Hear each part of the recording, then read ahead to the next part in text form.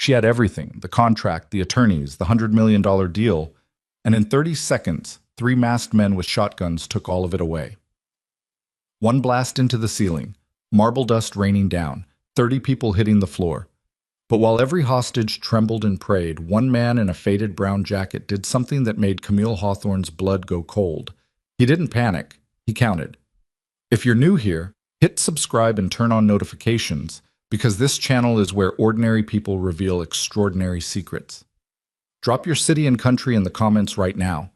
I want to see exactly how far this story travels. And if this one grips you, smash that like button and stay until the very last word. You will not see this ending coming. The morning had started the way all important mornings do, with the specific, almost unbearable tension of something that actually matters. Camille Hawthorne arrived at First Meridian Bank at 9:47, 13 minutes early, because she had never once been late to anything that counted. Her attorneys walked on either side of her. Marcus Delray on the left, a compact, serious man who billed $400 an hour and earned every cent of it, and Priya Nath on the right, carrying the leather document case that held the contracts Camille had spent 18 months negotiating. Behind them came two assistants, one managing the digital portfolio, one carrying the hard copies, because Camille believed in redundancy the same way she believed in everything else, completely and without apology. The deal on the table was the Vantage Keller acquisition, $340 million. The kind of transaction that didn't just grow a company, it transformed one. Camille's company, Hawthorne Capital Ventures, had been building toward this moment for nearly 2 years, and the last few weeks had been the kind of sleepless, grinding push that reminded her why most people never reached this level. Not because they lacked intelligence, because they lacked endurance. She had both. The lobby of First Meridian was the old kind of beautiful. Carved stone columns, high ceilings with ornate plasterwork, floors that were actual marble rather than the imitation composite most modern banks used. The kind of building that said, "We have been here long enough to afford permanence." Camille appreciated that. She valued things that were built to last. She was shaking hands with Howard Venn, Keller Group's senior vice president, when she noticed the man sitting alone near the back row of waiting chairs. He was unremarkable in the way that certain men managed to be. Not unattractive, not particularly distinctive, wearing a faded brown jacket that had been washed enough times that the color had softened from what it once was. Early to mid-30s, maybe older. There was something around his eyes that made age harder to place. He held a printed transaction form on one knee and was filling it out with a ballpoint pen, the kind they kept chained to the customer service counters. His handwriting was small and precise. He didn't look up when Camille's group came in, didn't clock the attorneys, didn't show the mild, involuntary interest that most people displayed when a woman in a $1,200 suit walked into a room. She forgot about him immediately. Howard Venn was saying something about the signature timeline, and Marcus Delray was confirming the order of execution, and Priya was already opening the document case, and the entire world had narrowed to this: the pen, the paper, the line. They were given access to the bank's private consultation room, a glassed-in space off the main lobby, tasteful and quiet, with a rectangular table and upholstered chairs. Camille took her seat. Marcus laid out the documents in sequence. Priya produced 3 pens from an interior pocket of her blazer, because Camille had once watched a signing collapse at the last moment when a pen ran dry, and they had never repeated that mistake. Howard Venn removed his reading glasses from his jacket pocket and settled them onto his nose. He reached for the first document. The shotgun blast came through the ceiling before his hand reached the page. The sound was enormous, not just loud but physical, the kind of concussive report that doesn't just enter through the ears but punches through the chest wall. Dust and plaster fragments rained down from the ornate ceiling in a slow, dreamlike cascade. For a fraction of a second, nobody in the building processed what had happened. The brain does that. It reaches for the most reasonable explanation first: the burst pipe, the car backfire, the construction accident outside. Then the second shot hit the far wall above the teller stations, and the screaming started. "Down! Everybody on the floor! Now! Now!" 3 men. That was the first thing Camille registered when she pressed herself behind the consultation room table and tried to make sense of what her eyes were showing her. 3 men in black, faces covered by ski masks, moving through the lobby with the specific, purposeful aggression of people who had planned this and were executing the plan. The tallest one, the one who had fired both shots, carried a pistol-grip shotgun and was already directing the flow of hostages toward the center of the room with the kind of practiced authority that said this was not his first time doing something violent.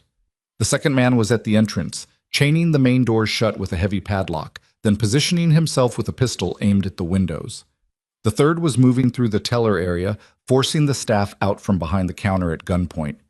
There were perhaps 30 people in the bank: customers, tellers, a security guard who had already been disarmed and forced to his knees, two bank managers in matching gray blazers who were being herded together near the loan officer's desk. Some hostages were crying, some had their hands over their heads, some were simply frozen, operating in that particular state of disbelief that the human mind enters when reality breaks from everything it expected. Marcus grabbed Camille's arm. "Stay low," he said. His voice was surprisingly steady. She registered that, filed it. "I know," she said. "Come on." They moved from the consultation room into the lobby because the consultation room had glass walls and no secondary exit, and staying in a glass enclosure when armed men were controlling the space seemed like a worse option than joining the group. The logic was cold and clean, and she held on to it because the alternative, the fear that was pressing against the back of her throat like something physical, was not useful. The man in the faded brown jacket was already on the floor when Camille reached the main hostage area. He was on his knees, hands visible, the transaction form abandoned somewhere. His expression matched everyone else's. Wide eyes, slightly open mouth, the careful stillness of someone trying not to attract attention from a predator. She settled onto the marble floor 3 meters away from him, her back against a stone column, and tried to remember everything she had ever read about hostage situations. Most of what surfaced was useless. Corporate crisis management briefings from 6 years ago, a magazine article she'd skimmed on a flight. Her mind kept reaching for frameworks that didn't apply here, because nothing in her professional life had included being on a marble floor while a man with a shotgun walked 15 feet away. "Don't look at them," whispered the elderly woman beside her. She was perhaps 70, white-haired, with the careful composure of someone who had survived things before. "Look at the floor. Looking at them makes them nervous." Camille looked at the floor, but she looked at him first. The man in the brown jacket had changed. It was subtle enough that she almost missed it, and she would later understand that this was precisely the point. He was still positioned like a frightened hostage, low, still, unthreatening, but his eyes were moving with a quality that had nothing to do with fear. They were moving systematically, left to right, then back, then up, tracking ceiling angles and camera positions, and the spacing between columns in the way that a contractor surveys a room before renovation, noting load-bearing elements, identifying structural vulnerabilities, calculating distances. She watched him look at the main entrance doors, then the side corridor that led toward the bathrooms and the bank's back offices, then the emergency exit at the far end of the teller row, the one with the push-bar handle and the small red placard above it. He looked at each thing for perhaps 2 seconds, and then he didn't look at it again, as though he'd photographed it and filed it. Then he did something that made Camille blink. He moved a chair. Not dramatically. Not in a way that drew attention. He simply shifted his position slightly, and in doing so pushed the leg of an empty waiting chair perhaps 3 inches to the left. It looked accidental.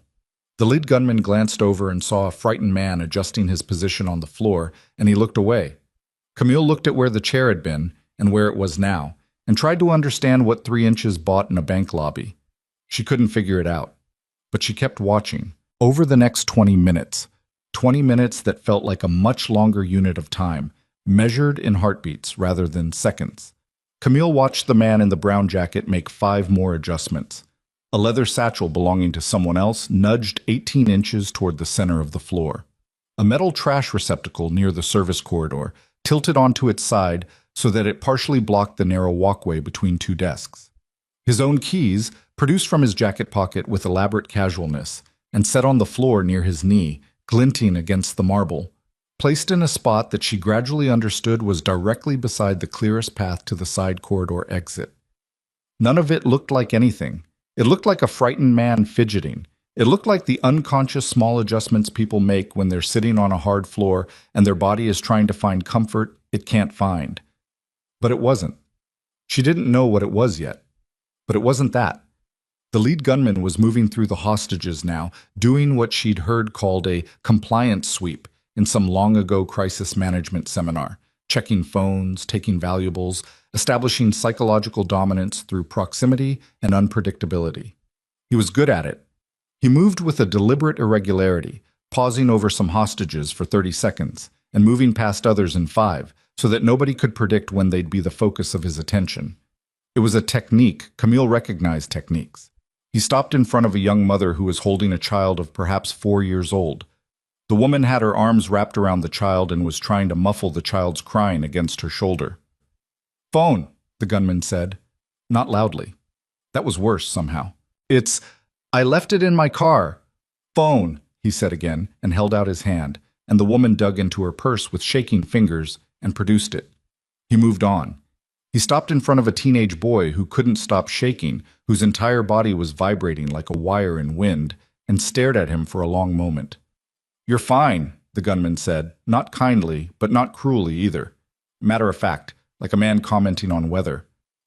"Stay still, and you're fine." The boy nodded. He didn't stop shaking, but the quality of it changed.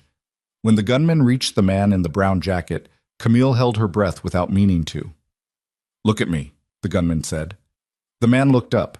His expression was a specific kind of frightened, the kind that's convincing because there's enough detail in it, the slight tension in the jaw, the eyes that don't quite meet the gunman's directly, the swallow. "What's your name?" "Ethan," he said. His voice was quieter than Camille expected. "Ethan Rourke." "What are you doing here, Ethan Rourke?" "Transferring money," Ethan said. "My daughter. She's starting community college in the fall, and I was moving money to her account. For tuition." Something small moved across the gunman's face. Not sympathy. Something more complicated. He looked at the transaction form on the floor near Ethan's knee. "How much?" Ethan hesitated. $4,200. I saved most of the summer for it." The gunman picked up the form, looked at it, set it back down. He moved on. Camille exhaled. She watched Ethan's face after the gunman passed. It was maybe 2 seconds. She might have imagined it. But there was a moment where the frightened expression dropped, just fractionally, and what was underneath it was something utterly calm. Not relieved, calm. The way a machine is calm. The way a system is calm. Then the fear came back, and he was just a man on the floor again. Priya was beside Camille, pressing close. "What do we do?" she whispered, barely a breath. "We wait," Camille said. She was watching Ethan's hands. He had retrieved his phone from his jacket pocket. She hadn't seen him do it, hadn't clocked the moment, but suddenly the phone was in his hand, resting against his thigh, screen down. "We wait, and we stay calm." "Are they going to hurt us?" "I don't know." She paused. "I don't think so. If they wanted to hurt people, they wouldn't have stopped." That was the calculation she was running. Robbery had an internal logic. Violence disrupted it. These men were organized enough to know that. But organized men under pressure could become something else entirely. The second gunman, the one near the entrance, had been checking through the window every 3 to 4 minutes with a clockwork consistency that suggested anxiety rather than alertness. He was watching for something. A car. A signal. Something outside that hadn't happened yet, and the not happening was wearing on him. The third man, who had moved the teller staff to the floor near the vault corridor, had a slight favoring in the way he stood. His weight shifted consistently to the right, the left knee bent slightly more often than the right. A subtle accommodation that the body makes for something that hurts. An old injury. Chronic. She noticed these things because she was the kind of woman who noticed things, and because her mind needed somewhere to go that wasn't pure terror, and cataloging the gunman was the most useful thing it could do. She did not yet understand that the man in the brown jacket had noticed all of this 7 minutes before she had. Marcus leaned toward her. "Camille." His voice was barely audible. "My phone has a signal. I can try to—" "No," she said immediately. "Don't. If they see the screen, I know. I'm saying I could try to get a message out without—" "Marcus." She looked at him. "Don't." He nodded. He didn't like it, but he nodded. The lead gunman was at the teller windows now, speaking quietly to the bank manager about the vault. The manager, a heavy-set man in his 50s named, according to his desk placard, Gerald Ashby, was shaking his head, and the gunman was responding with a patience that was more frightening than anger would have been. Camille looked back at Ethan Rourke. He was looking at her. Not the way people look at each other in crisis situations. The desperate, seeking look that asks, "Are you seeing this? Are you as scared as I am? Is there something we can do?" He was looking at her the way someone looks at a problem they're trying to account for. Calculating. Assessing. She held his gaze. He gave a small, almost imperceptible shake of his head. Not no. More like not yet. Then he looked away and was frightened again, and Camille sat against her column and tried to understand what was happening in this room that she couldn't see clearly enough, and felt for the first time in her adult professional life that she was operating without the first idea of what the ground rules were. 20 feet away from her, the man who had come to the bank to pay his daughter's tuition reached under his thigh and did something with his phone that she didn't catch. She would learn later that he had activated the recorder. Every voice, every threat, every name and detail the gunman had let slip without knowing anyone was listening. He was building a case while they thought he was surviving.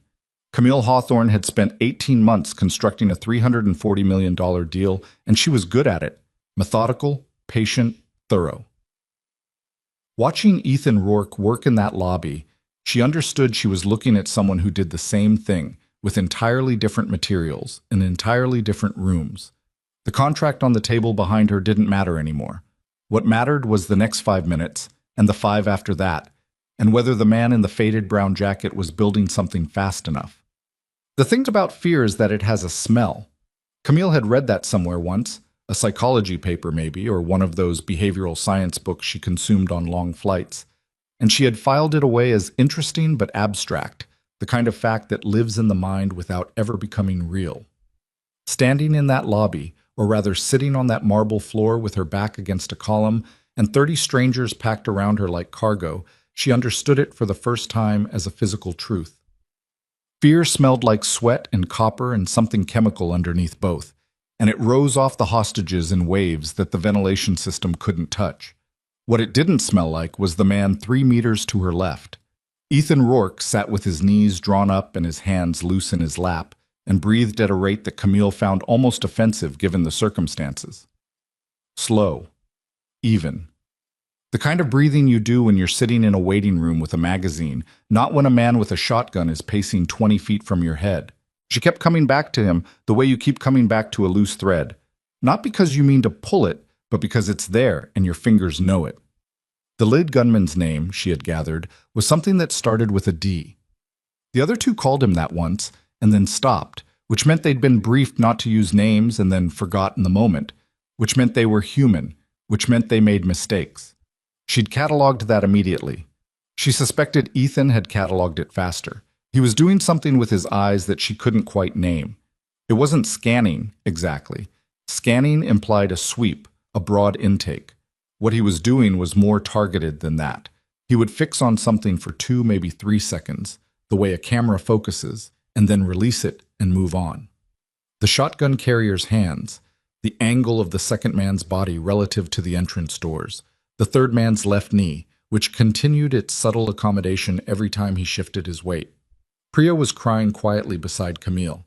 Not loudly, she had the professional's instinct to contain herself even in extremis, but her shoulders were shaking and her breath kept catching on the inhale in a way that Camille recognized as the precursor to something louder. She put her hand on Priya's arm without looking at her. "Keep breathing," Camille said, very low. "Don't stop breathing." "I can't. My kids." "I know. Keep breathing anyway." Marcus, on her other side, had gone very still in the way that certain men go still when they're frightened. Not the stillness of calm, but the stillness of something locked down hard against itself. He was staring at the floor tile directly in front of him. He hadn't moved in several minutes. Across the room, the bank manager, Gerald Ashby, was still in conversation with the lead gunman. The conversation had the quality of something that was going badly for one party, and that party was Gerald. His face had gone from frightened to something beyond frightened, a kind of pale, slightly luminous terror that made him look younger than his age, like the flesh had lost its armature. "I don't have override access," Gerald was saying. "The vault has a time lock. It doesn't open until 11:15. I can't. It's not something I can change. It's automated." "Then we wait until 11:15, the gunman said. "That's 40 minutes. I know how time works." Gerald swallowed. There are children here. The gunman looked at the young mother in the corner, the 4-year-old who had finally stopped crying and gone into the flat, exhausted quiet of a child who has cried past what crying can do. He looked at them for a moment. Nobody's going to get hurt if everyone does what I say, he said. He turned back to Gerald. 40 minutes. Camille processed this. 40 minutes was a long time by any reasonable measure. 40 minutes was also, she recognized, long enough for police response if anyone had managed to get a call out. The security guard had been disarmed in the first 30 seconds, but someone might have gotten to a phone. Someone might have run out before the doors were chained. She didn't know. She had no external information, and the absence of it was its own specific kind of claustrophobia. She looked at Ethan again. He was looking at the ceiling. Not broadly. He wasn't staring up at the ornate plasterwork the way a person might when they're trying to find something neutral to rest their eyes on. I was tracking something specific. The position of the security cameras, she realized. The bank had 4 of them mounted at the ceiling corners, the standard configuration, and he was working out their angles of coverage, mapping which areas of the floor were visible from which camera, and, more to the point, she suspected, which areas weren't. Then he looked at her. She had the sense he'd been aware of her watching him for some time and had simply allowed it, the way you allow something that doesn't change the calculation. She mouthed very carefully, "What are you doing?" The corner of his mouth moved, not quite a smile, something drier than that. He shook his head slightly, the same small gesture as before, the one that meant not yet, and looked away. The second gunman, the one at the entrance, had checked the window for the 5th time in what Camille estimated was 20 minutes.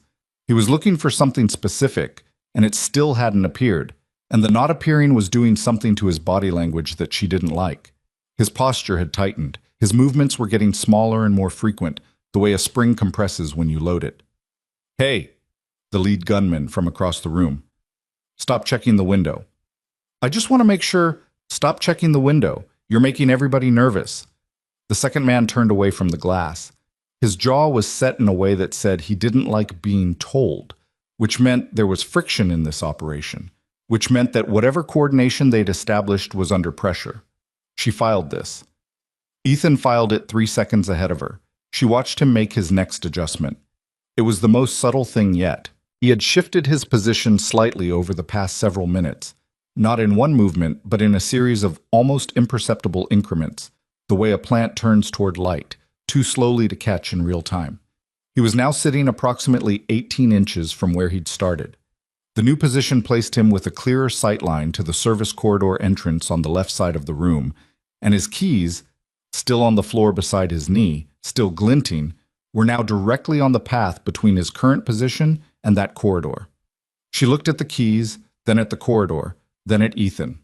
He wasn't looking at her. He was looking at his hands. She thought about what 40 minutes meant to a man who thought the way he thought, and something shifted in her chest. Not comfort, exactly, but something adjacent to it.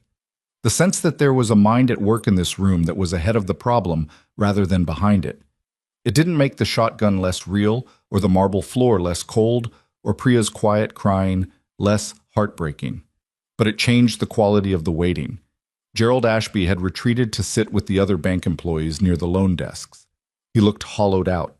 The woman beside him, one of the tellers, young, with a long braid she kept touching the end of, was speaking to him in low tones that Camille couldn't hear. Gerald was nodding without looking like he was absorbing anything.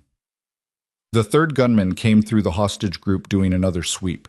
He was collecting phones more thoroughly this time, less patient about it, pulling them from pockets and bags with a brusqueness that said the first sweep had been about establishing control, and this one was about something more practical.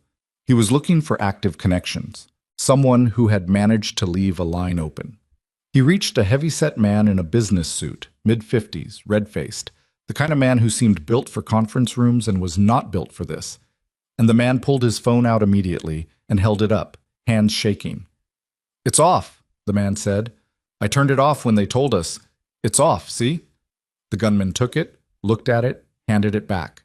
"Keep it off." "Of course, yeah, absolutely." He moved on. He reached a young man, mid-20s, earbuds still around his neck from before, who also complied immediately. He reached the elderly woman who had advised Camille to look at the floor, and she held out a phone that looked at least 6 years old with a dignity that was almost remarkable, like she was presenting credentials at a border crossing. Then he reached Ethan. Camille felt herself go still. "Phone," the gunman said.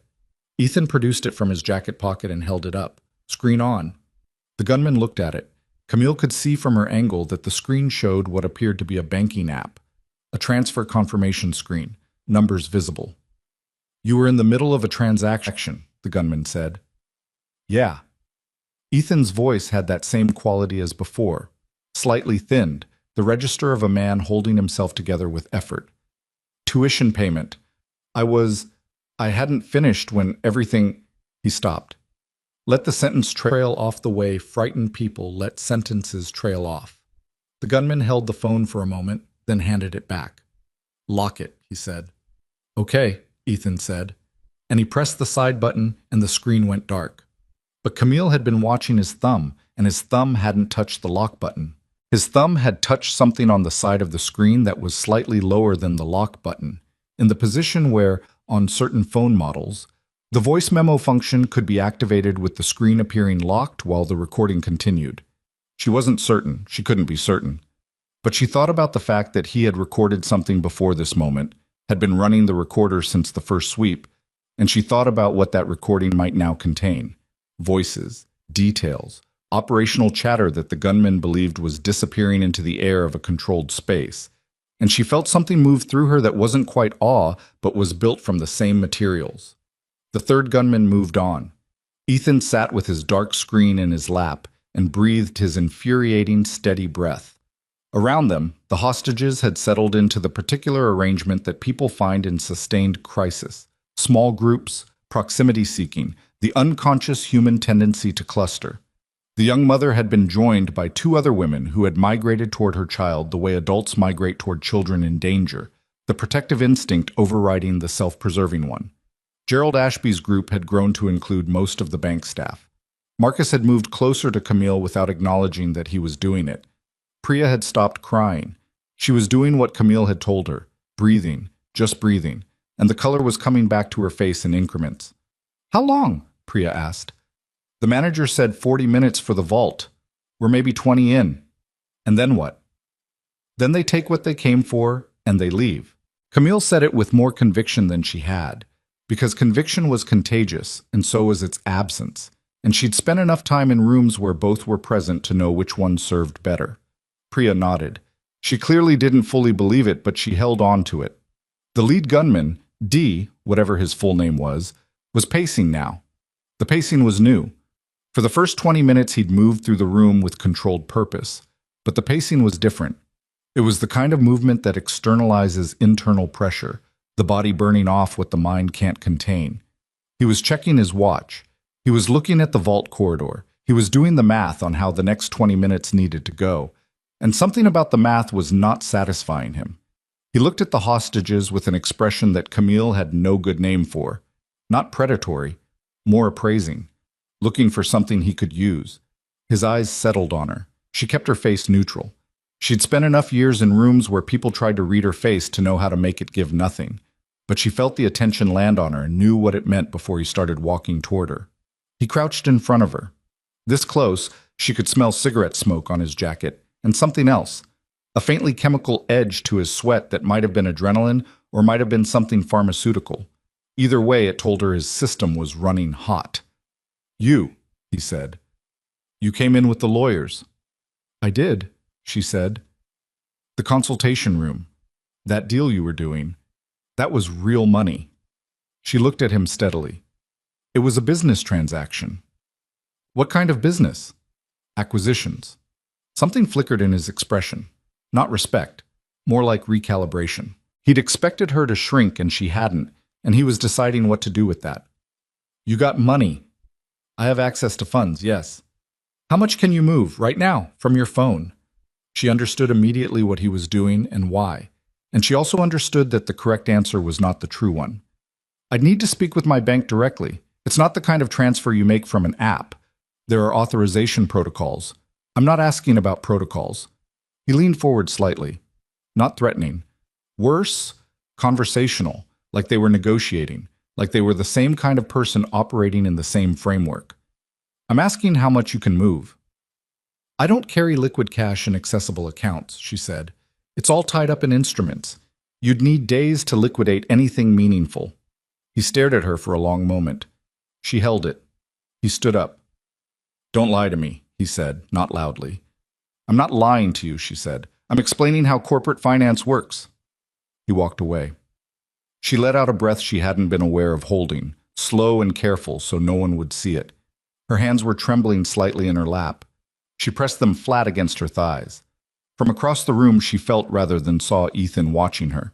When she looked up, he was in fact watching her, not with the assessing look from before, but with something that was harder to categorize. He held her gaze for a moment, and then gave a very small nod. The kind of nod that means that was right rather than hello. She looked away. The next several minutes were a particular kind of terrible. The sustained, grinding anxiety of waiting for something to happen without knowing what the something would be. The vault countdown was ticking somewhere that Camille couldn't see. The second gunman had stopped checking the window, but his jaw was tight and his free hand kept opening and closing. The third man with the bad knee was sitting on the edge of a desk now, his weight off the leg, which told her the standing was getting difficult. Then something changed in the room. It was the lead gunman's voice, and it wasn't directed at Gerald or the staff or anyone with obvious utility. It was directed at the room at large, and it had a quality that Camille's nervous system processed before her brain caught up. A specific pitch that said the plan had shifted. Everybody listen, he said. Change of plans. Nobody moved. Nobody spoke. The vault opens in 15 minutes. We don't need all of you in here for that. He paused. But we need one of you to send a message. He looked at Camille, and she understood, in the way you understand things that you would give almost anything not to understand, exactly what kind of message he meant. He crossed the room in a dozen steps, and she was already on her feet, not because she had decided to stand, but because her body had decided for her. Some ancient wire tripped that said, "Don't be pulled up, stand." And his hand was on her arm, and the shotgun was at a downward angle that was worse than if he'd pointed it directly at her, because the angle said casualness. The angle said she was already secured and the weapon was incidental. "You'll do," he said. "Take your hand off me," she said. He almost laughed. "Lady, my name is Camille Hawthorne." She said it the way she said her name in boardrooms, the full weight of it. "You're going to want to remember that for when this is over." The almost laugh became something else. His grip tightened. "The vault," said a voice from across the room. The gunman looked up. Ethan Rourke was on his feet. He hadn't moved quickly. She hadn't seen him stand, hadn't clocked the moment of it. He was simply standing now, hands visible and open at his sides. His body language the embodiment of non-threat.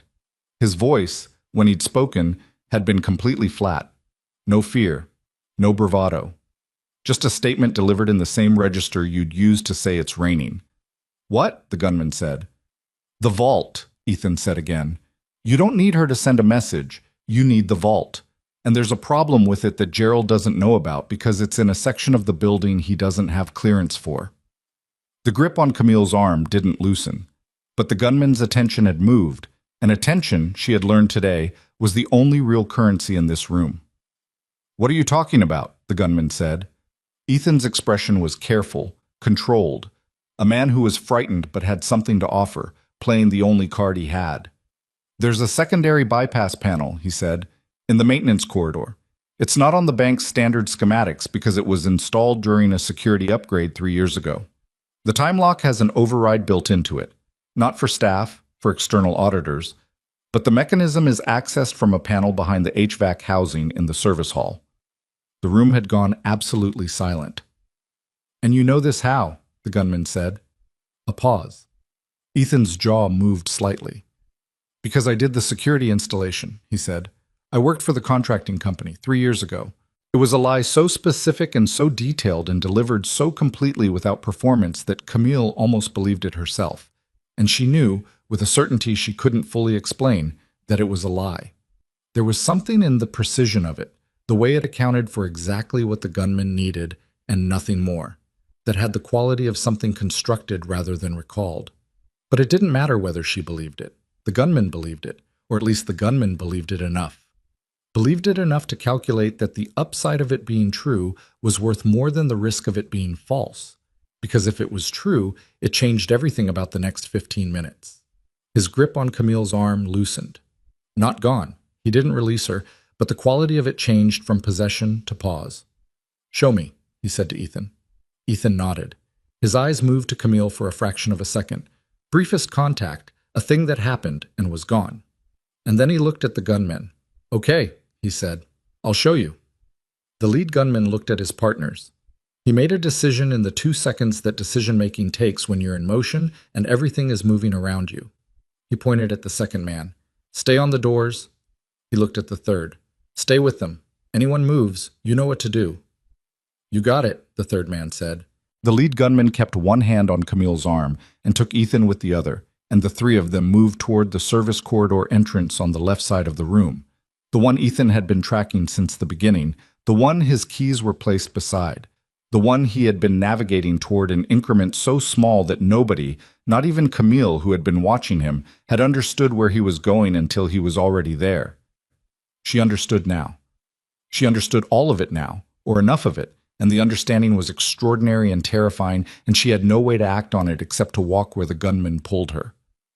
And trust, without any real basis for trust, the man in the faded brown jacket who had come to the bank to pay his daughter's tuition and had been quietly, methodically, invisibly rearranging the room against 3 armed men for the better part of an hour. The hostages watched them go. The third gunman stood over them with his weight on his right leg and his left knee, quietly announcing its complaint. And somewhere in the tangle of everything, the fear and the cold floor and the crying that had started again from somewhere in the back of the room, Camille heard the small, specific sound of the service corridor door swinging open and then closing, and then the lobby was very quiet, and the waiting began again. But it was a different kind of waiting now. Something had already been set in motion that the gunman didn't know about, in the same way that you don't know a room has been rearranged until you walk into it in the dark, and the furniture is exactly where you don't expect it to be. Ethan Rourke had been building this for an hour. He was done building. The service corridor was a different world. Out in the lobby, everything was marble and height, and the particular grandeur that old banks used to announce their permanence. Back here, it was exposed conduit and fluorescent tubes and the smell of cleaning fluid and something mechanical underneath that, the working guts of a building that had been presenting a different face to the public for 100 years. The ceiling dropped to 8 feet. The floor was sealed concrete. The corridor ran maybe 60 feet before it branched left toward the HVAC room and right toward the loading dock, and the light had that flat institutional quality that makes everyone look slightly unwell. The lead gunman pushed Camille ahead of him and kept the shotgun at a downward angle, not touching her, not quite, but close enough that the proximity was its own instruction. Ethan walked 2 steps in front of them both, his hands visible, his pace measured. He moved through the corridor with the careful, slightly hesitant body language of a man who is trying to remember something he learned years ago, which was a performance, and Camille was watching it closely enough by now to see it as what it was. She was also watching everything else. The corridor was narrow enough that the gunman had to make a choice.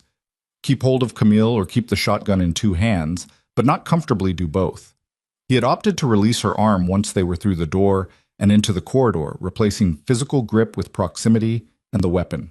She was 3 feet from the wall on her left and 4 feet from the gunman on her right, and Ethan was perhaps 8 feet ahead of them, and she ran these numbers the way she ran numbers in every room she entered, not because the numbers told her what to do, but because having them was better than not. "How far?" the gunman said. "Second branch on the left," Ethan said, "past the HVAC housing. You worked on this building 3 years ago, and you remember the layout." It wasn't quite a question.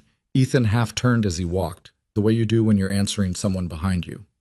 "I do electrical and low-voltage installation. You spend enough time in a building's infrastructure, you remember it, same way you remember a neighborhood you grew up in." A pause. "Where'd you work before this?" "Different places," Ethan said. "Whatever the company had."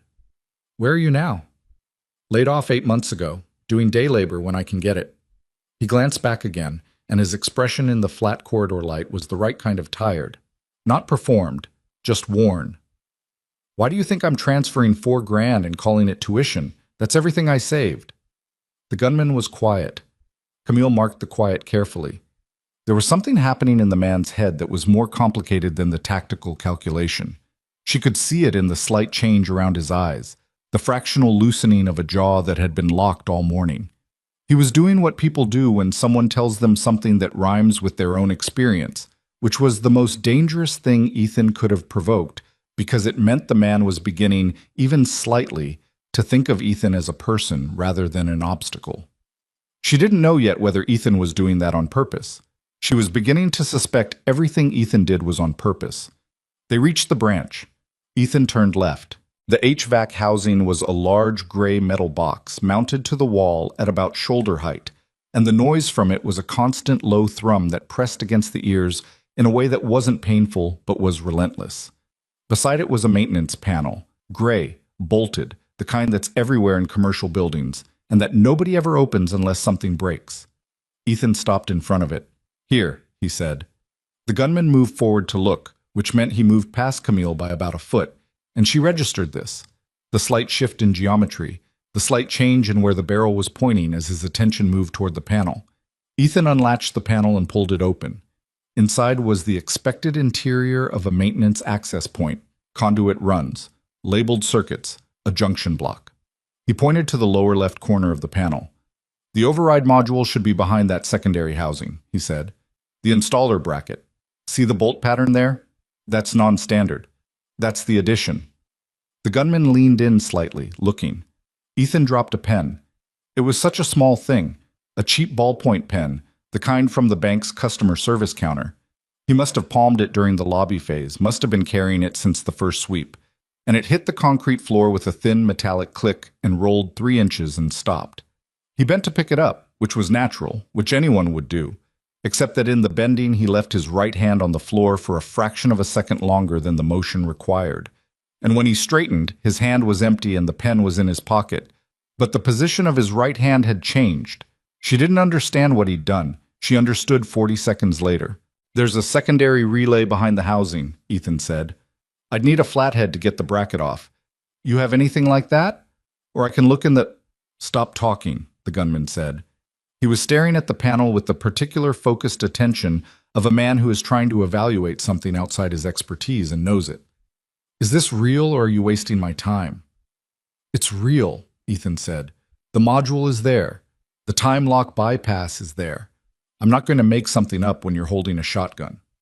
"People make things up when I'm holding a shotgun," the gunman said. "That's usually exactly when they make things up." "Then you know what it sounds like?" Ethan said.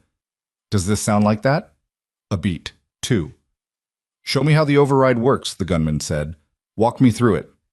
"I need the bracket off first. The mechanism isn't accessible without removing it." The gunman reached into his jacket and produced a multi-tool, the folding kind, the ones that contractors and outdoors people and a certain type of organized person carry. And Ethan took it and unfolded the flathead and began working the bracket bolts. His movements were deliberate and slightly clumsy, the clumsiness of concentration, and he talked while he worked in the quiet, technical way of someone who knows a system. "The module itself has 2 inputs," he said, "primary and secondary. The primary is what the bank staff uses for normal operation. That's what Gerald accesses. The secondary is for external audit access, which is why it's not on the internal schematics. Different key system entirely." "What kind of key?" "Digital, 6-digit code. It was set during installation and the auditors have it." "You know it?" Ethan paused his work. "I set it," he said. "The installation team sets the initial code and the auditors change it at first use. If it was never audited, and this bank's had issues, their compliance record is not great. The code might still be original." The gunman looked at him. "How do you know their compliance record?" "Because the job got complicated," Ethan said. "There was a dispute about the installation contract. I looked into the bank's background when I thought it might go to arbitration." He went back to the bracket. "It didn't, but I remember things." It was extraordinarily good. Camille stood in the corridor and watched a man construct a fiction out of precise technical language and authentic-sounding personal history, and the kind of specific, unglamorous detail that real stories have and invented ones often don't. And she felt something that was almost admiration, except that underneath the admiration was a question she couldn't stop circling. Who is this man? The bracket came off. Ethan set it aside on the floor. Inside the secondary housing was exactly what you'd expect to find in a commercial building's maintenance panel. More conduit, more labeled wiring, a small terminal block. Nothing that looked like a vault override. Nothing that looked like anything special at all. Ethan stared at it for a moment. The gunman stared at it. "Where's the module?" the gunman said. "It should be..." Ethan leaned in closer. "It should be mounted here. This bracket pattern. It was mounted here." "Should be or is?" "Was," Ethan said. "They moved it." He leaned back. His jaw tightened in a way that read as frustrated rather than afraid. "They must have relocated it during a subsequent maintenance cycle. This happens. The original install gets modified and the documentation doesn't keep up." Silence in the corridor except for the HVAC thrum. The gunman said very quietly, "You're wasting my time." "I'm not," Ethan said. "The module exists. It was here, it's been moved, probably to the secondary panel in the equipment room, which is the other branch, about 40 feet down. Stop!" The gunman's voice had changed, not louder, denser. "You're taking me on a tour of this building." Ethan met his eyes. "I'm trying to find something that helps you." "Why?" "Because there are children out there," Ethan said. "And I have a daughter, and I want this to be over." It was, Camille thought, probably the truest thing he'd said in the past 20 minutes, and it landed the way true things do, differently than everything around them. But the gunman was past the point where true things changed his math. She saw it happen, saw the calculation complete behind his eyes, saw the moment where possibility collapsed into conclusion, and the conclusion was that Ethan had been stalling, and he'd been stalling skillfully, and the skillfulness itself was now the problem, because it implied something about what Ethan was that was incompatible with the frightened day laborer in the faded jacket. "On your knees," the gunman said. He raised the shotgun, and in the half-second before everything changed, Camille saw Ethan's face change first. The tired, careful performance, all of it, every layer of it, dropped. Not gradually, all at once, like a coat shrugged off. What was underneath was something that had been waiting there the entire time, patient, in the way that only things that have been waiting for a very long time can be patient. And it was not frightened, and it was not performing, and it had the specific contained quality of a system that has been counting down to a number that has now arrived. Ethan moved before the shotgun came level. It wasn't athletic in the way that action looks athletic. No flourish, no excess motion, nothing that a camera would frame as heroic. It was brutally efficient, the way a machine is efficient, each movement doing exactly one thing and nothing else. His left hand came up and caught the barrel of the shotgun from the outside and pushed it toward the wall. Not grabbing, pushing, redirecting the line of fire away from the corridor and into the concrete. And the gun went off. The sound was enormous. In the enclosed corridor, it was beyond loud. It was a physical event, a pressure wave that Camille felt in her chest and her ears simultaneously, and that knocked her backward one step against the opposite wall. The blast went into the concrete above the maintenance panel and left a ragged gray crater and a cloud of gypsum dust and debris.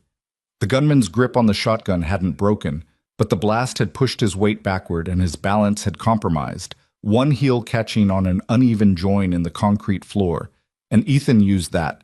Use the eighth of a second of compromised balance the way you use a door that's swinging your direction, not fighting it, but flowing through it. His right hand came across the gunman's forearm in a controlled sweep that broke the grip, and then he rotated the weapon inward, and it was simply no longer in the gunman's hands.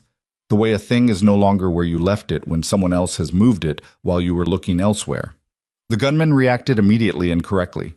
He went for the pistol at his hip rather than trying to recover the shotgun, which was the right tactical instinct, and he was fast with it. Faster than Camille expected. Ethan was faster. The pistol was 3/4 of the way out of the holster when Ethan trapped the drawing hand, not by grabbing the wrist, but by pinning the elbow against the wall with his forearm, locking the draw motion, and then his knee came up hard into the outside of the gunman's thigh. Not the standard knee strike, but targeted, aimed at the muscle rather than the joint, and the effect was immediate and practical. The leg buckled, the weight shifted, the center of gravity dropped, and a man without his center of gravity cannot effectively fight or draw a weapon or do much of anything except respond to gravity, which the gunman did. He hit the wall and went down. Ethan put him down the rest of the way with a controlled takedown that ended with the gunman face first on the concrete floor, both arms pinned behind him. Ethan's weight distributed across his back in a way that was immovable without being injurious. The whole sequence had taken perhaps 4 seconds, possibly less. Camille was pressed against the corridor wall with both hands flat against the concrete and her heart doing something she didn't have language for. And the dust was still settling from the shotgun blast, and the HVAC unit was still running its relentless thrum, and Ethan was holding a man down on the floor with a calm that was almost more shocking than the violence had been. "Don't," Ethan said to the man on the floor, very quietly. "Just stop." A beat. 2. The gunman stopped. Ethan looked up at Camille. His voice when he spoke was even. Not the artificial evenness of performance, something older than that. "Are you hurt?" She checked herself without meaning to, the automatic inventory. "No." "Good." He looked back down at the man beneath him. "I'm going to need your belt," he said, "and your partner's, if you're going to tell me where he keeps his." The gunman said nothing. "The belt," Ethan said again. Not threatening, just present. Camille pushed off the wall. Her legs were less reliable than she wanted them to be. "What do you need me to do?" "The pen I dropped," Ethan said. "It's on the floor about 3 feet from the panel. Pick it up." She found it. It was an ordinary ballpoint, except that it wasn't. When she looked at it, she could see that the clip had been bent and repositioned, and there was something about the way the barrel had been modified, a notch worn into it, that suggested it had been used as something other than a pen before today. "What is this?" she said. "A way to keep the latch on that maintenance panel from closing completely," he said. "I needed a gap in the door frame down the corridor, for sound. I needed to hear whether the secondary alarm tripped." She stared at him. "The pen goes in the gap," he said patiently, "so the door doesn't seal, so I can hear the alarm." "What alarm?" "The one I tripped when I put my hand on the floor," he said. "There's a motion-activated emergency panel at floor level behind the maintenance access. It was installed after a flood incident. It monitors water accumulation, but it also has a secondary function as a silent alarm to the building's external monitoring service. It's not on the bank's internal system. Gerald wouldn't know about it." She looked at the floor where he'd touched it. There was nothing there. Or rather, there was a ventilation grill set flush with the concrete, and behind the grill, almost invisible if you weren't looking for it, was a small panel with a red indicator light that had been off when they entered the corridor and was now on. "You knew that was there," she said. "I knew buildings like this have them," he said. "I didn't know exactly where. I was looking." "That's why you dropped the pen, to look at the floor." "Yes." She was quiet for a moment. Outside, distantly, through the gap that the bent pen clip would hold in the door, she could hear something that might have been a siren. Might have been. Far away still. "How long?" she said. "Response time for the monitoring service to verify and relay to police dispatch. 8 to 12 minutes, if the monitoring company is competent. I've been timing. We're past 7. "And the lobby," she said. The thought surfaced with a cold specificity. "There are 2 more men in the lobby." "I know. One of them is going to hear that shot." "I know that too." The gunman on the floor shifted slightly. Ethan increased his weight fractionally, and the shifting stopped. "Belt," Ethan said again. "Last time I'm asking." "Go to hell," the gunman said. "Okay." Ethan looked at Camille. "His jacket has an interior pocket on the left side. There should be zip ties in it. These operations usually carry restraints. I need you to reach in and get them." She didn't think about it. She crossed to the gunman, found the pocket, found the zip ties, 3 of them, heavy-duty, the construction supply kind, and handed them to Ethan. He restrained the gunman with a practiced efficiency that answered questions she hadn't asked yet. 3 ties, combined into a figure-8 restraint on the wrists, then anchored to a conduit run along the wall, high enough that the man couldn't stand without pulling against it. It wasn't cruel, but it was completely effective. Ethan stood up. He picked up the shotgun from the floor, checked the chamber, the action, made several adjustments that she watched but couldn't follow, and then held it in a way that was completely different from the way the gunman had held it. Lower, closer to the body, less display, more utility. He looked at Camille. She had her arms crossed against her chest and was doing that breathing thing she'd told Priya to do. Just breathing, just keeping the machinery running. and she was looking at him with an expression that even she couldn't name.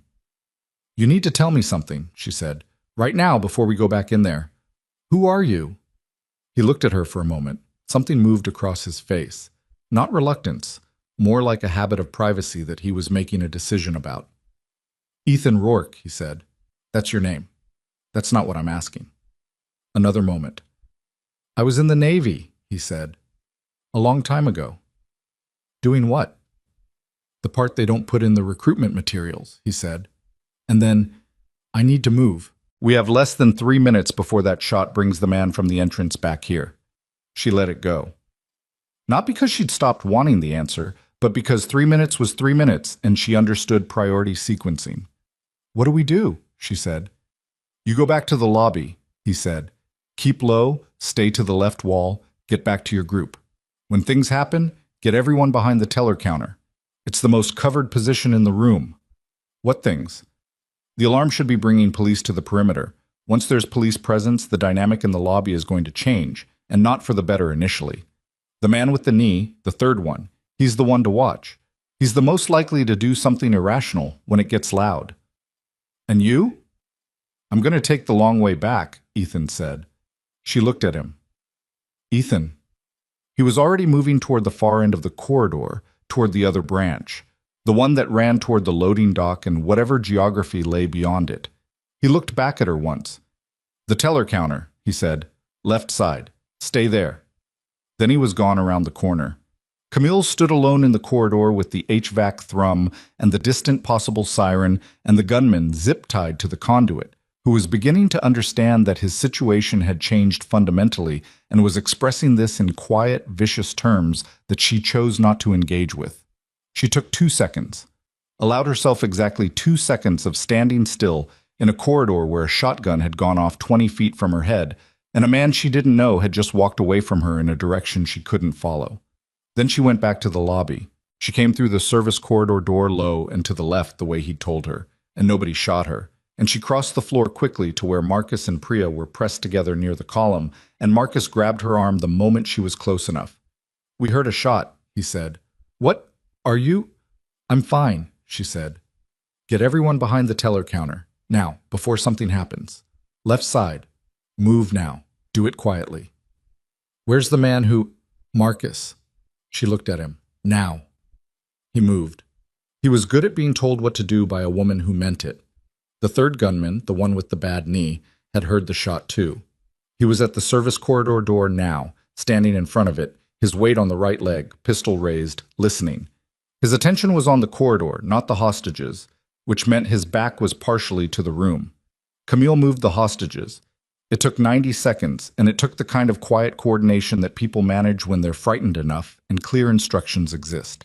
She got Marcus moving first, then Priya, then gestured to the elderly woman and the young mother, and the group began migrating in low, controlled movements toward the teller counter on the far side of the room. The third gunman heard them when they were halfway there. He spun around. "What are you doing? Get back! Everybody stop! Get back where you were!" And from somewhere outside the building came the sound of tires, and then voices amplified through a bullhorn, and then the hard, distinct wail of multiple police units closing in from at least 2 directions. The third gunman went very still. The second gunman, the one who had been chained at the entrance, said something that was mostly profanity, moving away from the doors toward the center of the room, and the chained doors were now the problem because people were on the other side of them with intentions that were the opposite of his. "Keep moving," Camille said to the hostages, low and urgent. "Behind the counter. Left side, go." "Shut up," the third gunman said. He was sweating now. The knee was bad and his situation was worse, and the thing about the bullhorn outside was that it announced a closing, and a closing meant choices were narrowing, and narrowing choices did something to people that was not predictable. He raised the pistol. Not at anyone specific. At the room. The worst kind of raise because it meant the target was wherever panic pointed it. "Everyone on the floor," he said. "On the floor right now, I will—" The door at the back of the teller area opened. Not the service corridor door. The door at the very back of the teller row. The one that led to the bank's administrative offices. The one that had been closed and irrelevant for the entire duration of the morning. The one that nobody had thought about because there was no reason to think about it. Ethan came through it. He had taken the long way back. The loading dock, she would understand later, connected to the administrative wing, which connected to the teller row, which connected to everywhere that mattered. He had moved through the building's service infrastructure at a pace and with a route that she couldn't reconstruct from the available information, and he had arrived at a position that was directly behind the third gunman and 8 feet to his left. He didn't announce himself. He didn't give a speech. He crossed the 8 feet in a movement that was almost quiet on the hard floor, and he hit the third gunman from the blind side with a controlled strike to the shoulder that spun the man's shooting arm away from the room, and then his other arm came across the front of the man's chest and pulled him backward and off balance, and the bad knee collapsed exactly as Ethan had known it would. And the two of them went down together, except that Ethan was in control of the going down and the gunman wasn't. The pistol hit the floor and skittered under the counter. The gunman hit the floor and didn't get up. Across the room, the second man watched this happen. He watched it for maybe 2 seconds, which was long enough for him to understand the geometry of his situation completely. One partner restrained in a corridor he couldn't reach. One partner on the floor. Police outside.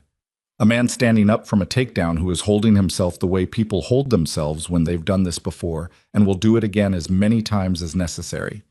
He put the pistol on the floor. He put his hands on his head. He said something that was lost under the bullhorn voice outside, but that read, from its physical components, like some version of surrender. The lobby was quiet for a moment that seemed longer than it was. Then someone started crying, and someone else said something that Camille couldn't hear, and then 3 more people were crying, and the young mother's child began again from wherever they had gone to ground behind the counter. Marcus was beside Camille. "Is it over?" he said. She was watching Ethan, who was kneeling beside the third gunman, checking something, his movements still that specific quality of economy. No excess, nothing wasted, just the thing that needed doing done in exactly the way it needed doing. "Yes," she said. Ethan looked up from the floor and found her across the room. There was sweat on his forehead and a cut on his left hand she hadn't seen him sustain, and his jacket had torn at the shoulder seam, and he looked nothing at all like the man she had first catalogued as another exhausted working father. He looked like exactly what he was. She didn't know yet what that was. But she looked at him across the wreckage of a morning that had started with a $340 million contract and ended with a man she didn't know keeping 30 people alive through an hour of careful, invisible work.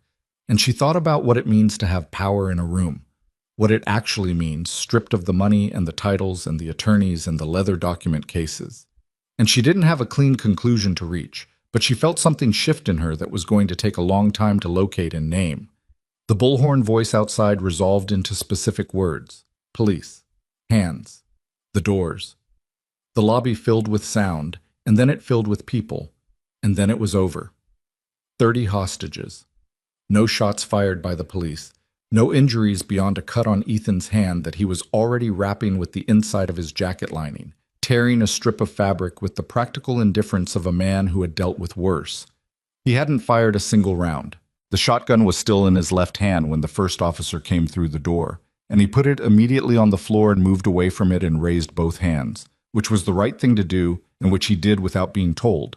And Camille watched the officer approach him with the standard intensity of someone who doesn't yet understand the room, and she stepped forward. "That man," she said, and her voice carried in a way she'd spent years cultivating, "is not your problem." The officer looked at her. "My name is Camille Hawthorne," she said. "That man just kept 30 people alive. Get your supervisor." The parking lot outside First Meridian Bank looked, within 20 minutes of the breach, like the staging ground for something much larger than a robbery. 4 patrol units, 2 unmarked sedans, an ambulance that had arrived with its lights on and was now idling with them off, because the radio communication had clarified that the injuries were minor and the situation was contained. A mobile command vehicle was pulling in from the north end of the block, its roof antenna array still extending as it rolled. News vans were clustering at the perimeter tape 200 feet out, cameras up, reporters doing the thing reporters do when they arrive just after the fact, manufacturing urgency about something that is already resolved, pointing at a building and narrating its stillness. Ethan sat on the back bumper of the ambulance and let a paramedic clean the cut on his left hand. The cut was along the pad of his palm, below the ring finger. Not deep, not structural, the kind of thing that bleeds more than it warrants because of the vascularity of the hand, The paramedic, a young woman with her hair in a tight bun and the professional demeanor of someone who had seen enough genuine emergencies to find this one unimpressive, worked without commenting on how he'd gotten it. He hadn't told her. She hadn't asked. The transaction had an efficiency he appreciated. The detective assigned to his statement had been standing 5 feet away for the past 10 minutes with a notepad and the patient expression of a man who understood that the paramedic came first and was willing to wait, which already told Ethan something about him. Detective Ray Solis. Mid-40s, the kind of thick that was muscle going soft rather than fat. A wedding ring he kept touching without seeming to know he was doing it. Good instincts, probably. The patient ones usually did. "Mr. Rourke," Solis said when the paramedic began rapping, "whenever you're ready." "I'm ready," Ethan said. "You want to walk me through it?" "From the beginning or from when I separated from the main group?" "From wherever it started for you." So Ethan walked him through it. He was precise and factual and left out almost everything that mattered. Not the sequence of events, which he described accurately and in order, but the internal architecture of it, the calculations and the preparations and the hour of incremental work that had preceded the 4 seconds in the corridor. He described it the way a man describes something that happened to him rather than something he built, and Solis wrote it down. And somewhere in the middle of the writing, Solis stopped and looked up. "The floor panel," Solis said. "The silent alarm. You knew that was there?" "I suspected buildings of that type and age might have them," Ethan said. "After the floods in the district a few years back, a lot of commercial properties added water monitoring infrastructure. Some of those systems have secondary alarm functions." Solis looked at him with an expression that was not quite skeptical and not quite credulous. The expression of a man calibrating. "Most people, they're on the floor of a bank with a gun pointed at them. They're not thinking about flood monitoring systems." "I had time to think," Ethan said. "Uh-huh." Solis wrote something. "Prior military?" A pause. Not hesitation. Something more considered. "Yes." "Branch?" "Navy." "What rate?" Ethan looked at him. Solis looked back. The question was specific.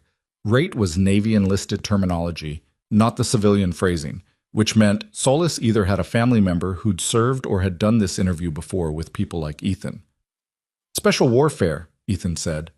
Solis wrote it down. He didn't make a show of it. "How long ago?" "I separated 8 years ago." 8 years is a long time to remember how to do what you did in that corridor. "Some things don't work on a timer," Ethan said. Solis nodded slowly, the nod of a man who accepts an answer without necessarily accepting all of what it doesn't say. He asked several more questions: the location of the restrained gunman, the specifics of the alarm panel, the sequence of the takedowns. And Ethan answered each one with the same flat precision, and at the end, Solis closed his notepad and extended his hand. "We're going to need you for follow-up," Solis said. "Probably tomorrow, maybe the day after." "I'll be available." "Is there somewhere I can reach you?" Ethan gave him a number. Solis wrote it down. "Mr. Rourke." Solis paused. "I've been doing this 22 years. I've taken a lot of statements from a lot of people who were in a lot of bad rooms." Another pause. "I don't think I've ever written down a statement like yours." Ethan looked at him. "How so?" "The part where you don't sound like you were scared," Solis said. "Not because you're tough, because you were working. The whole time you were working." He tapped the notepad against his thigh. "That's a specific kind of person." Ethan didn't respond to that. He pulled the sleeve of his jacket back down over the wrapped hand. "My daughter's waiting for me," he said. Solis stepped back. "Go." Ethan stood, and the paramedic who had been collecting her materials looked up with the reflexive professional concern of someone checking that a patient wasn't about to pass out, and he gave her a brief nod that said, "I'm fine," and crossed the parking lot toward the perimeter tape. He got 4 steps before the reporters found him. They came from the left, which was the direction he hadn't checked, which was an error he filed without self-recrimination because he'd been in a parking lot behind police tape in broad daylight and not a hostile environment, and there is a cost to shifting out of one mode of awareness and into another, and sometimes you pay it in small ways. The camera was in his face before he'd registered the approach, and the reporter, a young man, early 30s, with the practiced forward lean of broadcast journalism, was already talking. "Sir, can you tell us, You were inside the bank during the incident. Can you confirm? No comment, Ethan said. He kept walking. Eyewitnesses say one individual was responsible for subduing the suspects. No comment. Sir, your name, if you could just... He went under the tape. He didn't run.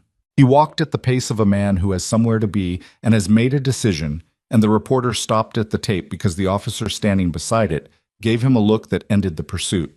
Ethan walked 2 blocks to where he'd parked his truck, a 2009 Tacoma with 190,000 miles on it and a dent in the passenger door that he'd been meaning to fix for 3 years, and sat in the driver's seat for a moment without starting the engine.